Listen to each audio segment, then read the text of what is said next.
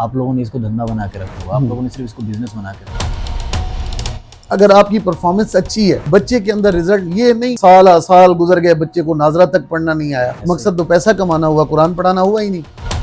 और कई दफ़ा हमें स्टूडेंट मिले जो शादी के फंक्शन में बच्चों ने तिलावतें की, हम खुद करवाते हैं। हमारा बहुत अच्छा फीचर है, आपके ऑडियंस अगर सुन रहे हैं जो इस फील्ड से, तो एक मैं जो है ना वो एक नुक्ते की बात बताता हूँ। मदरसे के कॉन्सेप्ट से निकलना होगा।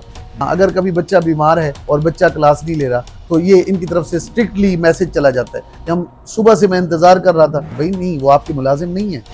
वो एक्सपेक्टेशन छोड़ दें। जब बिजनेस कर रहे हैं, अपने वक्त की यूरो, पाउंड्स और डॉलर में फ़ीस ले रहे हैं, तो अपने आप अपने बिहेवियर में भी वो चीज़ें लाएं जो यूरो, डॉलर, पाउंड कमाने वाले के यहाँ होती है। उस वक्त में अगर आपने उन प्रॉब्लम्स को फेस करने के लिए इस फील्ड को चुना है, तो आपके लिए बहुत बड़े चैलेंज हैं। ये आपका सिस्टम खा जाएगी।